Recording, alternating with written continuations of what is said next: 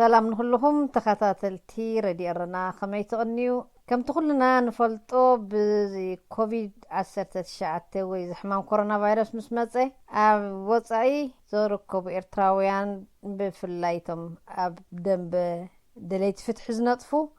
نقبر حجز نزي اب سدد دلو حزبنا خنحجزينا نتي نواصو ገንዘብ نتي إرترا زم حضر دلو سرعتاي نبونينا አይና አምኖኒና ተዓቅምና ነዝናብ ደገደሎ ስደተኛይና ነውዕሎ በመባል ገንዘብ ክእክቡ ጸኒሖም በብተፈላለየ ተበግሶ ነይሩ ኣብ ግዝኡ ነቲ ዕቢ ዝበለ ተበግሶታት ኣቅሪበልኩም ነይረ بمسرت نشعو زኣተና ይቃል እዚ ዝወፃእ ዘሎ ሓገዝ ገንዘብ ይኹን ካልእ ከመይ ኣብ መዓላ ውዒሉ ዶ ብኸመይ ነቶም ክሕገዙ ዝግብኦም ህዝቢ በፅሕዎም ዶ ኣይበፅሖምን ተሓታትነት ብዘለዎ መንገዲ ዶ ተኣኪቡን ተኸፋፊሉን ዝብል ሕቶታት ክንምለሶም ምዃንና بمبصعة فليكم نيرمو نلوم نزي حتى زخ ملسلي كا واشنطن دي سي مسايا مسمر تليفون دلو اتو كسته براخيو اتو كسته براخي بشم تعاتلتن ادالوتن ريدي ارنا يا مسغنكا يا قنيلي كرتي هابلي محجي قريب كان يركخاب منستر فتح إرترا منستر فوزي حاشم مصيا واشنطن دي سي زغورت اخيبا كتاتو عد الرخيب كاز نبرخنا تعليل كان يركموني بقطاغن ازي كاب حزبي زتواص ገንዘብ መጀመሪያ በخميهم اكيبكمو ገንዘብ ጥራይ ዲኸ ካልእ ነይርዎ ክትገልጸለይ يغنيلي حرقو مجمرتا سلازي عدلزي كمسكنك يفتو اتي زتواص حاجز كساب حجي بغنزب طراحينا اواتينا زلنا مالتيو قرب دحريتكم ملسكا سوري امنغواتيكا مجمريات ገንዘብ زواصخ منيهم قدم مستنتكالات اللالينا تبا مجمرتا ازي مچم اب دارغاب كله ارتراوي اب مبزحتو ارتراوي الله قبل ددفر حوخ شجر كله وي زخوني يخد نجر اب زحاشه بوتا زولو ارتراوي شبوتا زيل حو يو زحسب حجي ازي لبدا كورونا فيروس مسمص مخاني اب نوزحات ناي معرباوያን معولات هاجرات بتعم خبيد وترخ فترلن مسرعي مالتيو ብዙሓት ሰባት ነዚኦም ከም ዝድኾነስ እቶም ኣብ ዓድና ዘለውን ኣብ ከባቢ ዓድና ዘለውን ኤርትራውያን ሕዋትና ብፍላይ ማዓስከራት ዘለውሲ ከመይ ክሓልፍዎ እዮም እዚ ጉዳይ ዝናብኦም ምስ በጽሐ ብዝብል ብዝተፈላለየ ተበግሶታት GoFundMe account ክኽፈት ተጀሚሩ ማለት እዩ ብዓቢኡ ግን እቲ ናይ ያክል ኣብ ትሕቲ ያክል ካብ ዋሽንግተን ዲሲ ነቂሉ ብናይ ሰሜን ኣሜሪካ ብድሕሪኡ ኻኒ ግሎባል ያክል ዝተጠርነፈ ሓደ ናይ ያክል GoFundMe ኢሪ ፋውንዴሽን ብዝብል ማለት እዩ ብሓደ GoFundMe ተኸፊቱ ካልእ ኣብታ ግዜቲ ኣውን ብናይ ኤሪትራን ኮሚኒቲ ኮኔክሽንስ ብዝተዋሃደ ከዓ ሓደ ብዙሓት ሕዋት ከዓ ተሲኦም ከዓ ሓደ ኣካውንት ከፊቶም ማለት እዩ ካልኦት እውን ነይሮም ሕጂ ናይ ሪሊዝ ኤርትራን ካልእን ማለት እዩ ስለዚ እንታይ ናይ ለና ሽዑብት መጀመርታ ሞት ህዝብና ሲ ተጠቃማይ ሓደ ካብ ኮነ እቲ ንሕና ነምጻሉ ዘለና ነዚ ገንዘብ ንእክበሉ ዘለና ካብ ዝተፈላለዩ ሰብ ክኸውን ይኽእል ግን እቲ ተጠቃማይ ሓደ ካብ ኮነስ ነቲ ሓደ ክልተ ግዜ ከይወስድ ካልእ ከዓ ጾሙ ከይሓድር ምእንቲ ንሕናስ ንምንታይ ተዋሃደ ስራሕ ደይ ንሰርሕ ዝብል ሓሳብ ተበጊሱ ምስ ኢሲሲ ይኹን ምስ ሪሊዝ ኤርትራ ከዓ በዚ ኢና ጀሚርና ማለት እዩ ድሓር ብዝተዋሃደ ክንሰርሕ ተሰማሚዕና ንህዝቡን ኮሚልና ሓቢርና ነርና ናይ ሓባር ናይ መመቃርሒት ኮሚቴ ከነቁም ኢና ኢልና ልክዕ በቲ ዝኣተናዮ መብፅዓ መሰረትካ ካብ ኢሲሲን ካብ ግሎባል ያክልን ወይ ዓለም ለኻዊ ያክል ማለት እዩ ካብ ውስተዋፀት ኣንቲ 11 ዝኣባላታ ዲስፐርስመንት ቲም ወይ ከዓ ናይ መቅራሕ ጉጅለ ትብል ቆይማ ብኡይና እቲ ገንዘብ ዝመቃራሕ ደሎ ማለት እዩ ብዝተፈላለየ ዝተኣከበ ናብ ሓደ መፂኡ ዝመቃራሕ ደሎ ማለት ኣቶ ተኸስተ በራኺ ከዓ ኣቦ ወንበር ናይታ ኣዋሃዲት ኮሚቴ ኻ እወ ኣና ኣቦ ወንበሬ ክብሪ ኣብ ይመስከን ሓውናን ኣይ ቸርማን ናይ ኢሲሲ ኻኒ ከም ምክትል ኮይኑ ምሳይ ብሓደ ኮይና ናሰርሕ ዘለና ሕጂ ክንደይ ተዋፅኢት ገንዘብ ብኸመይ ከፋፊልኩሞ ሕጂ ብኩሉ ዝተዋፀአ ማለት እዩ እቲ ዝተዋፅኣሉ ገሊኡ ብGoFundMe ከም ዝበልናዮ ገሊኡ ናብቲ ብቐጥታ ናብቲ ባንክ ሕሳብ ዝሃበሎ ገሊኡ እውን ዋላ እቲ ሰብ ናትናሲ እቲ ልቡ ስለ ዝተተንከፈ ማለት እዩ ዓቕሚ ዘይብሎም ወይ ብናይ ባንክ ኣካውንትን ብኮሙት ክገብሩ ዘይከኣሉውን ኣዋፂኦም ብሓባር ኮይኖም ብማሕበር ኮይኖም ኣዋፂኦም ዘእተውዎ ነገር ኣሎ ማለት እዩ ተቕሶ ይደሊ ሕጂ በዚ ኩሉ ዝተዋፀአ ሕጂ ናብ ከባቢ 800,000 ድኸውን ተገማጊሙሎ ማለት እዩ ካብ ሙሉእ ዓለም ድዩ ካበይ ቦታታት ክትጠቕሰለይ ትኽእል ኢኻ እዚ ሕጂ እቲ GoFundMe ካብ ሙሉእ ዓለም እቲ GoFundMe ኣብ ዝተፈላለየ ቦታ ዘሎ ኤርትራዊ بتعم بزجر قطرن فتنة مس نحنا نزي كمزي حسابيلنا مسنكرنا نعقو قبل ملسي كهبولو رئينا مالتي أزيو زتابع نجر مالتي كالي جن أبرز زي استفلاليا ناي بايتوتات ناي أكل أب استفلالي حجرات دلوان ولاون أبتناي أكل سلالي أكل زي تترنق دلوا حجرات ون أب دم بفتح زلوا حوات تأخخيبهم بناتهم بحجرهم نامنت أودي أتوا حجرات دلوا مسانا تحابيرن يجسر حزلوا مالتي كالوتون جينا أب مسرحونا دلوا مالتي ملو بملو إنتجريتد زي كنا كن استيل دسر حزلوا ونالوا أنا وانا خد برا مالتي سلزي يتم مسرح كتالي زلوا أب بايتوتاتي أكل تتصنبران دي تتصنبران كالئون بزحات أبيات أمنتات كأني فلايك أبتناي بإيسيسي تقبرخ بزحات بيت كريستيانات بزحات كالوت رقوبات محبرات نابز قدايزس إيدون أتيمي ماريتي بتعم خنا مسكرم هراي يعني اللي أتو قصة براخي نابي يخم تحاجز سديدكم بخمي ما قديهم سديدكم كله حاجز دجالي كابعد خاموتا أتي مفتحي خمزي كون كلاتنا نفولت عيناكن فلايك أتي كوابي زلوها ببرتر بزح زخنا شجرات كم زلوا يرد أنا يمكن تاينا إلا نحنا كابتي أزي كابت شجر كأزي شجر على لوس لازم مجمرتا أتي أب معسكرات نزلوا معسكرات سدتنيات زلوا زنجرات الزين تدا آتي ومنسهم بحادة سلزنوبرو أزيو أب أنوت كفتر سلزخل نبعلن تنهاجرات كازن عبيت هاجرات كمان كندز تشجراسي إتن أو بتخوابينا زلوا هاجرات كاني نبعلن هزبن ون كلا خلق نزس كشجراني سلزي ثمناتنا خير أنت يوم قانون بزبلينا تبكيسنا سلزي أب معسكراتنا تبكيسنا مالت مجمرتا أب معسكر ناي 4 معسكرات أبناي كل تجري زلوا أب سمين إثيوبيا مالتي أب شمال باب بزحات ناي كناما في رسب زلوا معسكري قال أب حتات أب ما عينن أب حد حارشن أب 4 زرقحنا تحريون أب السودان أب مقرقرنا في شجراي ونزرقحنا أب زغربا جيزخا حجي أب أسايتا زبحال ناي عفر كل دلو إرتان حواتنا لاب زرقحنا حجي خا أب زين قرب معالتات مالتين أب زين كلتا 3 معالت خا أب برحالة بحال 350 كيلومتر رحلة تركب كاب أسايتا مالتي أب عفر أب نزرقحنا بجاكازي أب ليبيا ون قداما إجري غيرنا لنا أب زخونا الشلتر نزلوا أب كلتا شلترات نزلوا إرتان كما بقى سمالتيو جنجينا بزح نتقبلنا كابعتهم انتي هذه دوكيمنتات نتقبلنا زيادة نتوم كالوت وأخم بصحهم مالتي خمس بروبوزالز مالتي بخوم مسلم سرح من الوقت نسو خما جيرنا كم نبورون نخدون خما يلي حسب مالتي حج بجكازي انتاي رئينا بزح طلبات كمصانا صنيحو كابابتم اب كتماتات زلو احواتنا ون مالتي سلازي فلايكا حجرات علوا كم بعلنا امنت ግብጺ نتوم معسكرات يبلومن أب معسكرات كنبرو أي مسؤول أنتم سوات كن معسكر يبلومن أب كتما يمزلوا سلزي ناتهم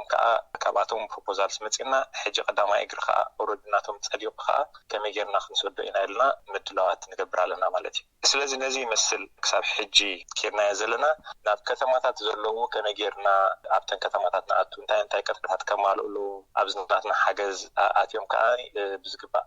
ريبورت خجبر كا already أصلاً هذا كتبتها تقميتنا لنا مالت سلزي بو مسرتنا نتوم وكالات كتماتات زلوون حجز كنهب ندالو زلنا هراي يعني اللي أتخصته أتتهبوا حجز كمتي أبز محبرة مرة خبز رأنا بعينتي مجمري أنا كله ديهم تهبونتي أبت معسكرات زلوا ويكبت معسكرات تموت ساعات تتواهليهم تلالي وخمي تلاليهم متى يخم تهبون كحجز الصهم دمدبكم حجز دي ويسم حتى تو حجزكم تبوه بدعم تبوه حتى 3 دين من البات بحرق خدن كبتنين تدعى زخون السجر كوا خلي كلن كملش عسل زلون كتسكف كي ملس النيخي هراي كداميتي نبوملهم بهم تبوه ولاس تتغطر تميز مساكم كميو ويكابهم ناتو ما أزيم تتصقم بريم تبلنا مجمرتا نحنا انتاينا مريتنا كابتي قداماي ነገር ዝና ኢመርጀንሲ ስለዝኾነ ቀልጢፉ ክበጽሕ ስለዘለዎ ነዚ ቀልጢፉ ከብጽሓልና ዝኽእል ካነቶም ኣብኡ ክዝነጥፉ ዝጸንሑ ትካላት ንዓኣቶም ኣጽኒዕና ንዓኣቶም መርሚርና እቲ ኣካይዶም እቲ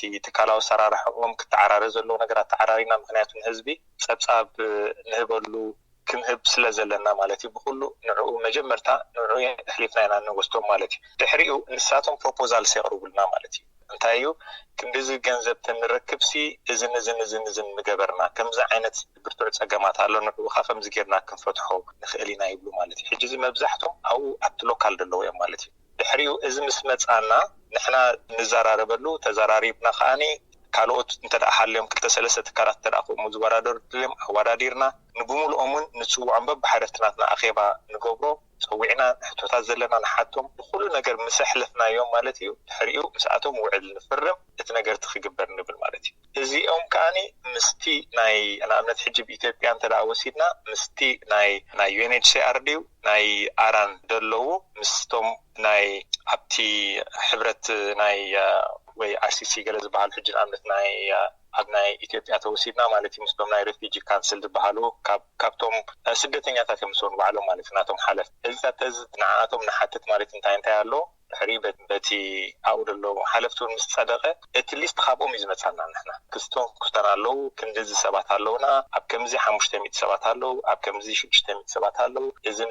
ጸገም ዘለዎም ኣለዉ ቀዳምነት ንዕኦም ሂብኩም እንትትሕግዝዎም ይበሃል ማለት እዩ ሕጂ ንሕና መጀመርታ እንታይ ኢልና እቲ ናይ ኮቪድ-19 እሱ ዘትከዓሉ እንታይ እዩ ብፍላይ ሓዳር ሕማም ንዘለዎም ሰባት እንተዳ እዚ ሕማም ዝተለኺፎም ምስቲ ዘሎ ካልእ ጸገማት ናይ ምግቢ ሕፅረትን ናይ malnutrition ተጠቃዕቲ ዝያዳ ክኾኑ ስለዝኽእሉ መጀመርታ ንዓኣቶም ሓገዝ ኢልና ማለት እቲ ናይ ምግብን ናይ ካልእ እንደገበርና ሓገዝ ሕጂ እዚኣቶም ብኦም እዮም ዝወሃቡ ምናልባት ናይ ሽኮርያ ዘለዎም ክኸውን ናይ ኣዝማ ዘለዎም ክኸውን ወይ ናይ HIV ዘለዎም እዚኦም ኩሎም ኣብኡ ሊስትድ ስለዝኾኑ ንሳቶም ይህብዎና ሕጂ ንኣብነት ኣብ ናይ ወይ ከዓ ብዕድመ ዓዝዮም ዓበይቲ ኮይኖም እዚ ነገራት እዚ ከዓ ብጣዕሚ ከስግኦም ኣብ ከቢድ ሓደጋ ከውድቕ ከሎም ወይ ስንኩላን ክኾኑ ዝተፈላለዩ ፀገማት ዘለዎም ማለት እዩ ባዕሎም ኣይደንቲፋይ ዝገበሩ እቲ ሕማም ከዓኒ ዝያዳ ክትቆሙ ክእል ዝበሃሉ ዜጋታትና ንዓዎም ቀዳምነት ወሃቡ ሕጂ ንኣብነት ኣብ ኢትዮጵያ ኣብቲ ቀዳማይ እግሪ ዝገበርናዮ 2168 ዝኾኑ ብኡ ተዋሂብና ማለት እዩ እዚኦም ኣብ ዝተፈላለየ ማዕስከራት ዝተመቓቐለ ማለት እዩ ድሕሪኡ ነዚኣቶም ዝተፈላለየ ናይ ሓርጭ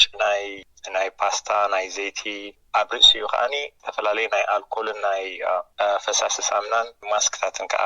ሓገዝ ጌርና ማለት እዩ ብጀካ እዚኦም ን10,000 ቤተሰብ ዝኾኑ ማለት እዩ ልዕሊ 20,000 ማስክ ናብት ሕጂ ዘርጊሕና ኣብ ተን ማዕስከራት ከምኡ ከዓ በብሊትሮ ከዓኒ ን10,000 ዝኾኑ ማለት እዩ ናይ ሳሙናን ናይ ፈሳሲ ናይ ኣልኮልን ማለት እዩ ሕጂ እዚ ናብነት ኣብ ኢትዮጵያ ክኾን ከሎ ይፈላለዩ ካብ ማዕስከር ናብ ማዕስከር ኣብ ናይ ዓፋር ዝገበርና ዳርጋ ምማሳሰል ማለት እዩ ናይ 1,000 ቤተሰብ እዩ እቲ ናይ ቀዳማይ እግርና ዘሎ 1,000 ቤተሰብ ማለት ከባቢ 5 ክሳብ 6,000 ውልቀ ሰባት ማለት እዚኣቶም ከዓ ልክዕ ከም ዝተቐስኩ ዓይነት ንብረታት ናይ ምግቢ ኣሎ ነቶም ኣዝዮም ውፅዓት ዝበሃሉ ካልእ እውን ናይ ማስክን ናይ ኣልኮል ናይ ሳሙናን ኣሎ ማለት እዩ ብጀካ እዚ እንታይ ኢና ጌርና ኣብዘን ክልተ ማዕስከራት እዚኣተን ኣብዘን ክልተ ከባቢታት እዚኣተን ብጠቕላላ ዳርጋ 6 ማዕስከር ክኸውን እዩ ማለት እዩ ሕጂ ምስ ናይ በረሃ ምስ ገበርና ናይ ካምፔይን እውን ጌርና ማለት እዩ ነቶም ናይ ምንቃሕ ዘመተ እውን ጌርና ማለት እዩ ሕጂ ኣብ ዝተፈላለየ ብሙዚቃ ተሰኒዩ ብድምፂ ዝተዳለወ በቲ ቋንቋኦም ንኣብነት ሕጂ ኣብቲ ናይ ክልል ትግራይ ዝገበርና 4 ማዕስከራት ቋንቋ ኩናማን ቋንቋ ትግርኛን ዝተጻሕፈ ጽሑፋት ኣብ ናይ ዓፋር ከዓ ብናይ ቋንቋ ዓፋር ዝተገብረ ጽሑፋትን ካልእ ዘረባታትን ትምህርትታትን ማለት እዩ እንዳዞሩ ከም ዝመሃሩ ጌርና ማለት እዩ ብፍላይ ኣብ ኢትዮጵያ ዝገበርና ከዓ ኣብ ፖስተራት ዓበይቲ ባነራትን ካልእን ጌርና ኣብኡ ምዑ ተጻሕፎ እንታይ ክገብሩ ከም ዘለዎም ከመይ ጌሮም ክትንቀቑ ከም ዘለዎም እቲ ርሕቀት ከመይ ጌሮም ሕልው ማስክ ከመይ ክገብሩ እስታት ዝሕብር ማለት እዩ ስለዚ ኣብ ብፍላይ ካብቲ ናይ ሸገራይ ተመሳሳሊና ጌርና ግን ናይ ሱዳን ኣዝዩ ሰፊሕ ዝኾነ እዩ ነይሩ ማለት እዩ ዳርጋን ካብ 8 ክሳብ 9 መዓልቲ ሙሉእ እዩ ትዝርግሐ ነይሩ ናይ ኣብ ሸገራይ ማለት እዩ እዚ ከዓ እንታይ ተፈቒድልና ነቶም ኩሎም ኣብቲ ማዓስከር ዘሎ ሰባት ብብዝሒ ወይ ሃይ ትራፊክ ኤሪያስ ንብሎም ወይ ከዓ ብብዝሒ ሰባት እንቀሳቐሱ ንኣብነት መሳጊድ ክኸውን ክእል ቤተክርስትያናት ክኸውን ክእል ዝተፈላለየ ቤተ እምነታት ክኸውን ቤት ጽሕፈት ክሊኒካት እዚ ብምሉኡ ኣፍኪሎሙልና ማለት እዩ ሳኒታይዝድ ኮይኑ ማለት እዩ ብኬሚካልስ ጌርና ከም ዝጸረ ተገይሩ ማለት እዩ ኣብ ሱዳን ዲዚ ኣቶ ኣብ ሱዳን እዚ ኣብ ሸገራይ ሱዳን ኣብ ርእሲኡ ኻኒ ብዘናኣሽቱ ቱክቱክ ዓይነት ወይ ከዓ ናሽቱ ሞተር ሳይክል ዘለዋ ማለት እዩ ደለዋ በእንዳ ገበሩ ማይክሮፎናት ገይሮምን ኣብ ገገዝኡ ነትሰብ ዜሮሞ ማለት እዩ እቲ ኣስተምሮታት ማለት እዩ ክትእክቦ ስለዘይ ትኽእልና ትሰብ ካልእ ኣብ ሸገራይ ብዝገበርናዮ እውን እንታይ እዩ ማይ ብጣዕሚ ሽግር ናይ ፅሩይ ማይ ዝስተ ከም ዘሎ ተሓቢርና ስለዚ ነዚ ከዓ ንምፍታሕ እንታይ ተገይሩ ኣብ ሓደ ቦታ ኣምፂኻ ነቲ ማይ እውን ተገይርካሎም መልሽካ ናይ መእከቢ ዕድመ እዩ ዝግበር ዘሎ ማለት ስለዚ ምስቲ ኮቪድ እውን ኣይከይድኒ ተባሂሉ ኣብ 10 ቦታታት ዕብዒብ ዝበላ ናይ ማይ መዕቀሊ ፊስቶታት ማለት ዓበይቲ ፊስቶታት ዓበይቲ ኮንቴይነራት ተገይሩ ኣብ 10 ቦታታት ተዘርጊሐን ነዚኣተን ከዓ ን3 ወርሒ ዝኣክል ከዓ ናይ ማይ ሓገዝ ማለት እዩ ጌርናለን ማለት እዩ ሕጂ ነዚ ይመስል ብሓፈሽኡ ክረአይ ከሎ እቲ ኣክቲቪቲታት እንታይ እዩ እዚ ድምፂ ራድዮ ኤረና እዩ ብጣዕሚ ሰፊሕ እዩ ብጣዕሚ ማለት ከምዚ መንግስቲ ይኹን ኮንኩም ከምዚ ድሪኦ ዘለኹ እቲ ሒዝኩሞ ዘለኹም ኣወዳድባ ናይ ስራሕ ገለ ኣሃዝ ኣሎ ዶ ክትነግረኒ ትኽእል ገንዘብ ኣስታት 1 ሚልዮን ይዳርጋ እቲ ኣሃዝ ተገዝአ ንብረትን ተተገልገለ ህዝብን ምስኡ ምእንቲ ምውዳር ክጥዕመና ብጣዕሚ ጽቡቕ ድሓር ምናልባት ኣብታ ዘለዓልክያ እቲ ካብዚ ድረኣናዮ ነገር ተዳሓሊ ብዙሓት ማለት ሃገርናስ ብናይ ምሕደራ ሽግር ትሽገር ከም ዘላ እምበረይ ናይ ዋሕዲ ዓቕሚ ሰብን ወይ ዋሕዲ ክኢላታትን ከም ዘየለ ኢና ማለት እዩ ነዚ ኩሉ ክግበር ከሎሲ ብፍላይ ከዓ እቲ ትካላዊ ሰራርሓታት ብዙሕ ኣይቆመን ፀኒሕና ማለት እዩ ዳርጋ ናይ መጀመርታውን ብክንዲ ዕቤቱ ግበር ዘሎ ስለ ዝኾነ ማለት እዩ ኣብቲ ናይ ደንበ ፍትሕን ወይ እውን ኣብተን ከተማታት ወይ ኣብተን ዓድታት ከድና ክንሰርሖ ከለና ማለት እዩ እንትማወር ፀንሕና ሎካልስን ማለት እዩ ሕጂ እዚ ኩሉ ግን ካብ ዝተፈላለየ ሃገራት ከም ዝበልኩ እዚ ናይ ታስክ ፎርስ እዚ ወይ ሓይሊ ዕማም እዚ ኣዝዩ ብዙሕ ኣባላት ዘለዎ እዩ ማለት እዩ ብዙሕ ክፍልታት ዘለዎ ናይ ሕጂ ንሕና ናይ ምምቕራሕ ኣለና ነዚ ገንዘብ ዝኣከቡ ከዓ ናይ ፋንድሬዚንግ ዝበሃሉ ከዓ ናይ ምውፃእ ገንዘብ ከዓ ኣለዉ ካልእ ናይ ሚድያ ናይ ብፍላይ ከዓ ናይ ኦዲት እውን ኣለና ማለት እዩ ነዚ ኩሉ ክንገብር ከለና ኣብ መወዳእትኡ ነተን ኩለን ዝመፀ ረሲታት ንሪኦም ንሳቶም ከዓ እዚን ዶክመንታት የደኩም እዩ ከምዚ ክተምፅለኩም ከምዚ ክግበር ኣለዎ ዝብሉ ምስቶም ናትና መሻርክትና ማለት እዩ ስለዚ ብዝተፈላለየ ክንሪኦ ከለና ካልእ እውን ናይ ፕላኒንግ ቲም ኣለዉ ስለዚ ዕብይ ዝበለ ዳርጋ ዓብ ፕሮጀክት እዩ ኮይኑ ብንእሽተይ ዝጀመረ ኣብተን ዝሓተትክና ኣሃዛት ክኸይድ ግን ከባቢ 800,000 ተዋፂኡ ገና እቲ ዘርጊሕናያ ዘለና ክሳብ ሕጂ ከባቢ 200 ማለት ጸዲቁ ዘሎ ማለት እዩ ዝዝርጋሕ ዘሎ ከም ዝበልኩ ናይ ዓፋር ሕጂ ዝዝርጋሕ ዘሎ ግን ዝጸደቀ ፕሮጀክት ዝተዘርግሕን ኣብ ምዝርጋሕ ዘሎን ከባቢ 263,414 ከባቢ ይኸውን ማለት እዩ እዚ ሕጂ ምስ ናይ ግብፂ ኦልሬዲ ኣፕሩቭድ ኮይን ዘሎ የእቲኻ ማለት እዩ ስለዚ ገና ኣለና ክንደይ ብትንፋስ ዝርግሖ ዘለና ክንበፅሖ ዘለና ብትንፋስ ክንደይ ተሓጊዙ ክትነግረኒ ትኽእሉ ክንደይ ሰብ እሱ ኣዝዩ ብዙሕ እዩ ምክንያቱ እንታይ ኣብነት ሕጂ በታ ናይ ማይ ድበልናያ ጥራሕ ከባቢ 20,000 ዝኾኑ ሰባት ተጠቀምቲ ክኾኑ እዮም ዝብል ገምጋም መፂና ንኣብነት ኣብ ኢትዮጵያ ንኣብነት ሕጂ 20,000 ዝኾኑ ማስክ ዘርጊሕና ምሽ እቲ ዝገበርናዮ ንኣብነት ሕጂ ናይ ኣዌርነስ ከዓ ከባቢ ብሙሉኦም ኣብቲ ማዓስከር ዘለዉ ስለ ዝኾኑ ከባቢ 40,000 ዝኾኑ ናይ ሸገራይ ቡን ከባቢ 40,000 ዝኾኑ በቲ ዝገበርናዮ ናይ ኣዌርነስ ተጠቀምቲ ኮይኖም ኣብቲ ድገበርናዮ ንኣብነት ሕጂ ብቲ ናይ ምግቢ ገለግን ንኣብነት ኣብ ኢትዮጵያ 2,168 ክኾን ከሎ ኣብ ሱዳን ከዓ ናይ 1,000 ቤተሰብ ካብ 5 ክሳብ 6,000 ሰባት ማለት እዩ ኣብ ዓፋር ከዓ ልክዕኩም ካብ 5 ክሳብ 6,000 ግለሰባት ወይ ከዓ 1,000 ቤተሰብ ናይ ግብፂ እውን ከምኡ 1,000 ቤተሰብ እዩ ናይ ሊብያ ከዓኒ ከባቢ 300 ዝኾኑ ኣብ ክልተ ከምዚ ናይ መጽንሕ ቦታ ዘለዎ ማለት እዩ ግን ብፍላይ ዛ ናይ ሊብያ ክጸቕጠላ ደለኻ ስንክሰም ኢለ ተስፋ ይገብር ስለዚ ንሕና መቸም ምጽ ምስ በለካት ገንዘብ ኣብ ከለኻ ስድር ከተብሎስ ጽቡቕ ነይሩ ግን ጽባሕ ንግሆ ዋላ 5 ሳንቲም ይኹን ደሓተ ሰብ ደሃበ ሰብ ይኹን ዋላ እውን ነዛ ቪድዮ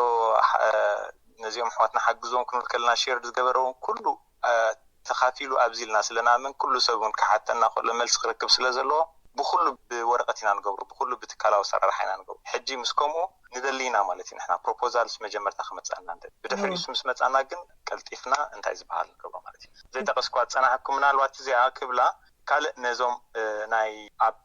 ነፃነት ሃገር ንኸምፁ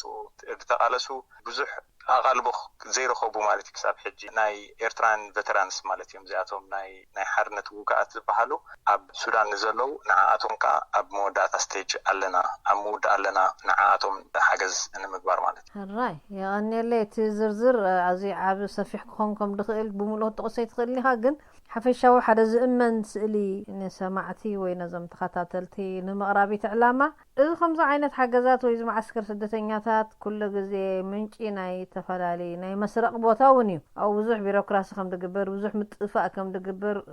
ብኡ ዳሓለፈ ኩሉ ሰብ ዘዕልለካ እሞ ካብ ከምዚ ማዕረ ክንደይ እዩ እቲ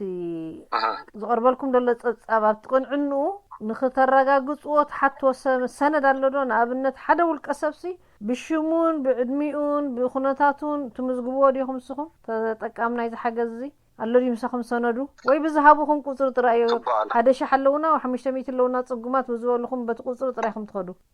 ኖ ከምኡ ተዝኾን ክንዲዚ መወሰደልና ነይሩ እንታይና ንገብር ንሕና መጀመርታ ነቶም መሻርክትና ነቶም ኣብኡ ክዝርግሑ ኢልና ኣፕሩቭ ዝገበርናዮ ኣብዚ ብኸመይ ፀቢብ ከም ዘሕለፍናዮም ንሽተይ ጠቂሰ ነይረ ዓንተ ማለት እዩ ክንደይ ኣወዳዲርና ናታቶም ንሳቶምን ምዝጉባት ትካላት እዮም እሳቶም ከዊዝ ኮምፕላያንስ እዮም ኣብ ተመዝጊቦም ሙሉ ዘለዉ ዓዲ ብኩሉ ነገር ማለት እዩ ብሕጋዊ ነገር ማለት ብሕጋዊ ነገር ክትገብር ከለኻ ኢኻ ንዊሕ ዝበለ ክትሰርሕ ትኽእል ማለት ስለዚ ኩሉ ነገር ንገብሮ ዋላት ናይ ገንዘብ ኣዋፃፃና ገንዘብ ኣሳድዳና ገንዘብ ኣውቃብላና ብምሉኡ ንሕና እውን ፅባሕ ንጎውን ዝተመዝገበ ትካል ስለዝኾነ ናይ ዝዓዲ ዘሎ ናይ ታክስ IRS ዝበሃሉ ንዕኡን ሪፖርት ክንህብ ስለዝኾንና ኩሉ በወረቀት ኩሉ ብረሲት ማለት እዩ ሕጂ ንኣብነት ካብዚ ዝገበርናዮ ንኣብነት ናይ ኢትዮጵያ እቲ ክንዲ ሰባት ተሓጊዞም ወይ ክንዲ ዝለው ገለ ጥራሕ ኣይኮነን ቀዳማይ ነገር ናይቶም ዝተሓገዙ እቶም ቤኔፊሻሪስ ሊስት ንብሎ ንዓና ዳይሬክትሊ ንሱ ልክዕ ምስተባሃል ምስኮነ ብDHL ተላኢኹም መፂልና ማለት እቲ ኦሪጂናል እቶም ሰባት ዝተሓገዙሉ ወረቐት ማለት ካልኣይ እተን ኩለን ረሲታት ንኣብነት ሕጂ ኣው ዝጠፍኣ ንኣብነት ዘይትስ ክገዝእዎ ከለዉ ማስክ ክገዝእዎ ከለዉ ካብቲ ፋብሪካ ናይዚ ብምሉእ ረሲታት ኦሪጂናል ረሲታት ጠሊብና ማለት እዩ ንሕና እሱ ከዓ መፂልና ማለት ነዚ ደዋራዱኻ ኣካውንታንትስ ኣለውና ማለት ንዓና ማለት እዚ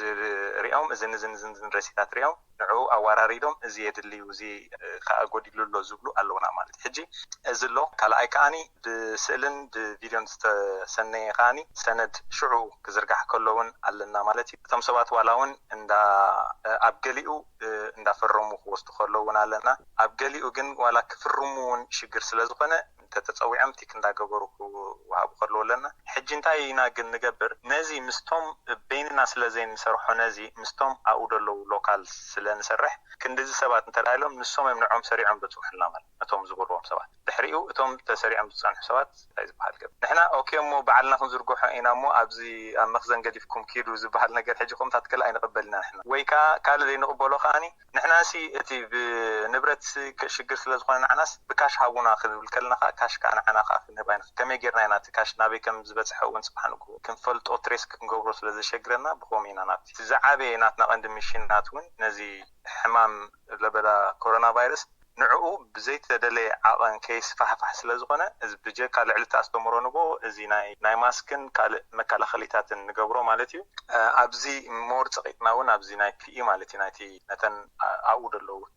ናይ ክሊኒካት ማለት እዩ እሳቶም እውን ሓሚምና ኢሎም እቶም ሰባት ምስ ከድዎም ከባዝሑ ስለብዙሕ እውን ከይህልዎም ስለዝኽእል መመልሽም ክጥቀሙሉ ክእሉ እዮም ንዓኣቶም ብዝግባኣና መጠን በቲ ዝረኸብናዮ ፍቓድ ክንሕግዝ ፍቓደኛታት ኢና ማለት ከምኡ ከዓ ጌርና ኣለና ስለዚ ነዚ ይመስል ኣብ መሬት ኤርትራ ኣቲኹም ዲኹም ትሕግዙ ዘለኹም ናይ ዓፋር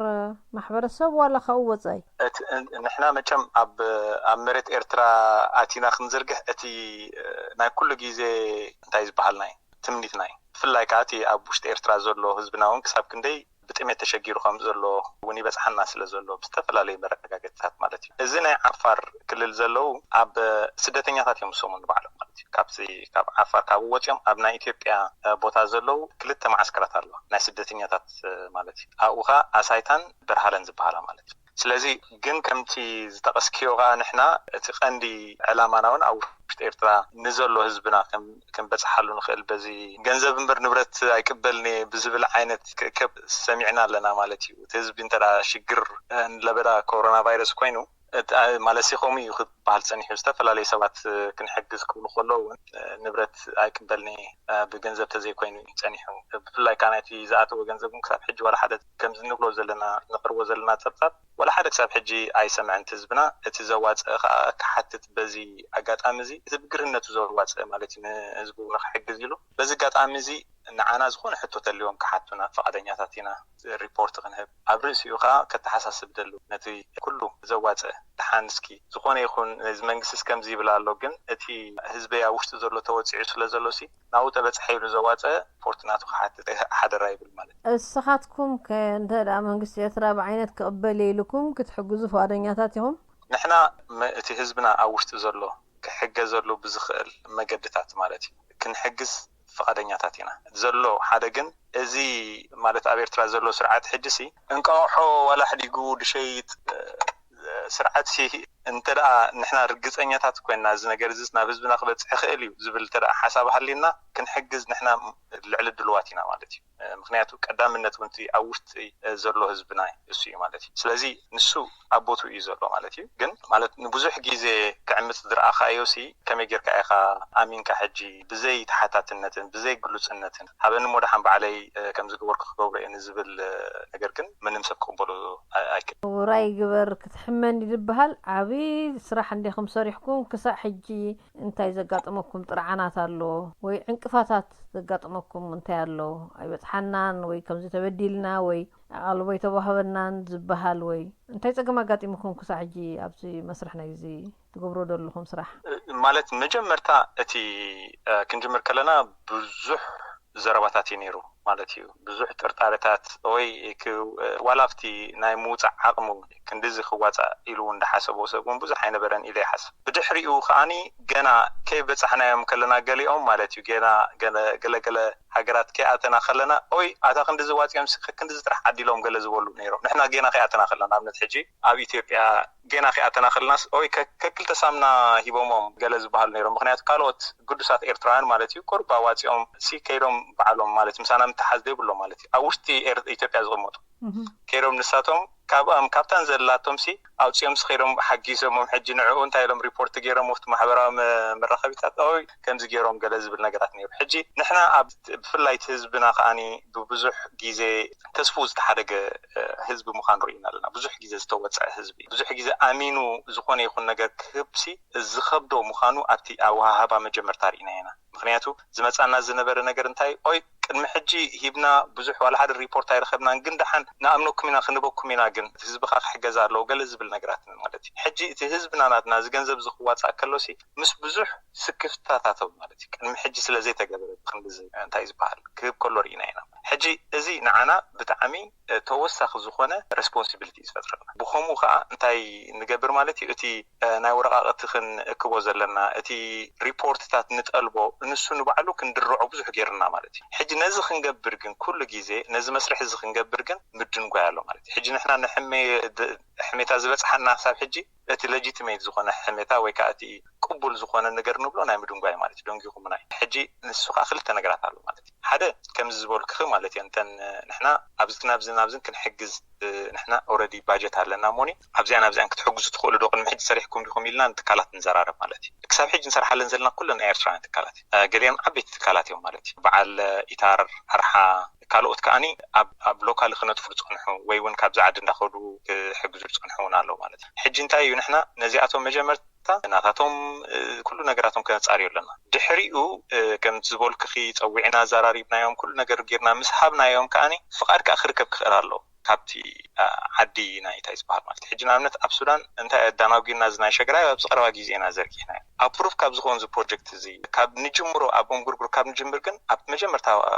ግዜ እዩ ማለት እዩ ስለዚ ኣዋርሕ ከይድሎ እዚ ከዓ እንታይ ኮይኑ ኣብ ንኣብነት ሕጂ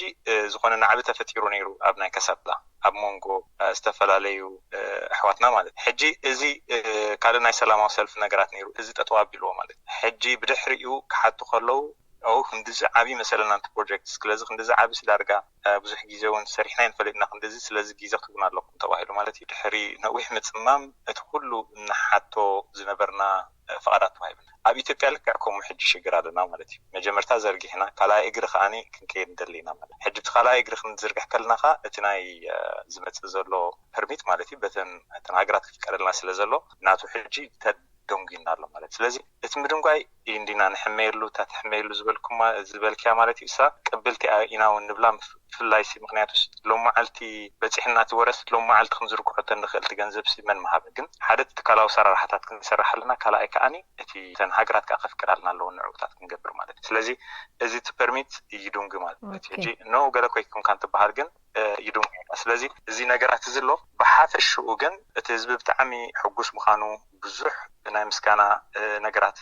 ንቕበል ብዙሕ እቲ ኣሰራርሓ ጽፉፍ ምዃኑ ዋላቶም ንሰርሓሎም ዘለና ትካላት ንባዕሎም ማለት እቶም ናይ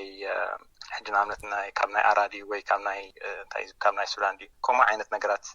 ክሳብ ሕጂ ጽቡቕ ነገር ንረክብ ኣለና ማለት እዩ እቶም መሻርክትናስ ጽቡቕ ስራሕ ከም ዝሰርሑ ዘለው ጽቡቕ እንታይ ዝባላት ንረክብ ኣለና ብፍላይ ከዓ ንረኽቡልና ዶክመንትታት ካናና ማለት እዩ ከም ድመስለኒ ብደረጃ ሙሉ ዓለም ዘሎ ኤርትራዊ ከምዚ ተሓባቢሩ ሓደ ድማ ስራሕ ክሰርሕ ናይ መጀመርያ ተመክሮ እዩ ድመስል እሞኒ ስኻትኩም ከዓ ዕድመ ሃብኩም ናብቲ ዝብጻሕ ከተብጽሕዎ እዘን ሰልኽ ሳብ ዘለዋ ኣነውን መሕታታይ ክገድፍኒ ኣበኒ ክንደይ ተሪፈን ክሳብ ሓንቲ ሳንቲም ተርፋ ወይ ካለ ዝዓበየ ፕሮጀክት ትሕዙ ግን ከምታ ዝበልከታ ዝዓበየ ፀገምቲ ሰብ ክትኣማመን እዩ ዘሎ እምበር ክሕግዝ ኣይኮነን ፀልእ እሞ ከምዚ ዌብሳይት ሃልዩ ኣው ፀብጻብኩም ተቕርብሉ ኣው ዶክሜንታትኩም ህዝቢ ተርእይሉ ዕድል ኣሎ ዶ ከምኡ ክትገብሩ ትኽእሉ ዶ ብጣዕሚ ጽቡቕ ሓሳብ እዩ እሱ ሕጂ ኦልሬዲ ዲዛይን ኮይኑ ዌብሳይት ሪሊዝ ኣብ ምግባር እዩ እዚ ከዓኒ እዚ ንብሎ ዘለና ብግራፍ ዝተሰነየውን ትኩሉ ሪፖርታት እውን ኣብኡ ከነእትዎ ከዓኒ ንዳለለና ማለት እዩ ስለዚ ክቐርብ ንሕና ካብ መጀመርታ ቃል ዝኣተናዮ ንህዝቢ እንተደኣ ሓልዩ ናይተን ኩለን ዝተዋፅኣ ዝተዘርግሐን ናይ ኩለን ፀብጻብ ክንቐርብ ኢና እተን ኩለን ሳንቲም ማለት እዩ ምክንያቱ ኩሉ ሳንቲም የገድሰና ኢና ልዕልቲ ገንዘብ መሃቡት ሰብ ልቡ ይሂብና ደል ስለዚ እቲ ልብትኻ ኩሉ ግዜውን ከስቦ ስለንደሊ بمولو تصبصاب كنقربينا مالت كمزي حالفنا كمستات انترفيوات ناغبرنا صنحنا ግን በዶክመንት ዝተሰነየ ከምዝበልክዮ ሰባት ከይዶም ክፍታቢሎም ክሪእዎ ዝኽእሉ ይነዳልወለና ማለት እዩ ኦሬዲ ዝኾነ ናት ዌብሳይት ተዳሊሎ እቲ ኢንፎርሜሽን ፊድ ንገብረልና ብስእልታት ዝተሰነየ ቪዲዮታት ዘለዎ ኣብ ርእሲኡ ኻት ዳታ ዘለዎ ማለት ስለዚ እዚ ኣብ መስርሕ ካላይ ከኣኒ እዚ ነገር እዚ ኣይሙኾነን እቶም ፍላይ ኣብ ሚድያ ትነጥፉ ዘለኹም ማለት እዩ ከኣኒ ነዚ ነገራት እዚ ነቲ ህዝብና ወሪድ ወደሎ ማለት እዩ ንሕና መፍትሒ ኣይኮነን እዚ ናይ ህዝብና መፍትሒ እንታይ ምዃኑ ፈልጦ ኢና ካብ ዓድኻ ሙፃእ ኣይኮነን ወይ ከዓ ኣብ በዚ ኩና ንሕና መፍትሒ ክንኮነሉ ነቲ ህዝብና ኢልና ንሓስብ ዘለና ግን ንምንታይ እዩ ነቲ ኣብ መከራ ዘሎ ነቲ ተገፊዑ ዝወፀ እሞኻስ ኣለና ኣብ ጎንኻ ኣለና ንእሽተይ እውን ትኩን ክንሕግዝ ተዳሊና ኣለና ንምባል ሕጂ እቶም ኣብቲ ኣብ ሚድያ ትነጥፉ ዘለኹ ከኣኒ ብፍላይ ነዚ ነገራት እዚ ኣቓልቦ ሂብኩም ናብ ህዝቢ ተዘይትዝርክኹ ነይርኩም ከም ዝታትሕቶታት ተዘይትሓቱና ነይርኩም እቲ ህዝቢ እውን ፈሊጡ ክዋሳእውን ኣይምኽኣለን ስለዚ መጀመርታ ነቲ ብምሉእ ዝተሳተፈ ብዚ ይውሓድ ይብዛሕ ብዘየገድስ እቲ ዝሃቦ ገንዘብ ወይ እውን ዋላ ኣይሃበን ዓቕሚ ኣይረኸበን ኣይሃበን ግን ከዓ ሃቡ ኢሉ ንኻልኦት ደተባብዕ ነዚ ሜሴጃት ሼር ብምግባር ብዝተፈላለየ ነገር ዝተሓባበረን ብምሉእ ከመስግኖ ይፈቱ ማለት እዩ ስለዚ ኣብ ርእሲኡ ከዓ ነቶም ኩላትኩም ኣብዚ ናይ ሚድያ ትነጥፉ ዘለኹም ከዓኒ ምስጋና ይዓቢ أنا ونطعمي هذا مسكنك كلهم عم سرح زتوافيركم دلهم بنصيحكم أقولوا تبدلهم موسناتكم موساون اللي لا يكونن مو بزعباز اختبلوا دللهم الكاري ولا مسكينة رايك حلفه ويل مسكانا وندلي مثلا مخنياتو نزبنا سي ازي خوحدو مالتي بزح يقبر زخل عقمي سبعلو بزي أزي بزح جيزة زتفو حواتالو باهيلوهم مالتي سلازي خلاتنا نتفو زلنا جيزيتات تحقيسنا نهزبنا ازوكا خوحدو ايو مالتي سلازي ولا حدا موساون ددليو ايكونن كفليت ددلي يكونن نحنا توما زحاشة بوتا زلناس نتوما بدحان بوتا نزي اللو ينابز بوتا زدلنا زبل حسابي زلنا سلازي يغني اللي ملعالك جن بزح مسكان ددليو ايكونت اللي لا يكونن انت صراحة وخلو تراي كسمع خلها تراي معرخ ندي كبيد مخانو مخاور ستوسخ سرحكم قليل سلازي كونه زون تهزبو فلطون كمسغنوكم سلاز قبعي العليمو يغني اللي كبرتي هاب اللي كم تالكا نزل لخا خنقرلك ازي دمص راديو إيراناي كم زريقو دلخوت بروجكتكم قرب صفح زبلي ولا ننبار سنكلنا زنحهم وقاعد حارنا تاب كسلا زلو ونكتبصحوهم كم زتبقسكم تنقرن نيركا قرب قفحيليو نلو من قنابتن كنا تكر لن زدلنا تغنزب تواسي خبها صنيحمو من تاي كوعيلو صبو سليه بكارنا لخا دترفن تزياليو خنو ديناتو كسته يغني اللي حرقوا بشمين بشم كلهم مسارحتين يغني لنا أنا ون سلة تذهب كاني زرزراون نصرون زخنا حبريتا بشمين بشم تخطاتلتن راديرنا بلبي مسجنكا كبرتي هابليا تكستي كم تزولكو خازن جنزب ساب زلوا متحتتاتاي كنقدفنينا أبز حشي سفيحين دقيقة زرزراون صبصاب كنرخب ويكال زعبي بخال زعبي معبالنا يسرح كرخبكا دليتالني يغني لي دقاقي مي مسجنكا كبرات سمعت راديرنا مسابون برنتا نزيب بمخنيات كوفيد 19 أب وصعي بفلاي بسدتنياتات وريد دلو حصرت نمشفان زقومت حيل عمام نايتا عم مقرح اتنطف كوميتي ابومبر اتو كسته برخ زغبركو حصير زرزراوي حبريتا ابز توديلو بخال مدب كنرخبينا ساب شعوت قاصيركم ما يبلنا سنايقني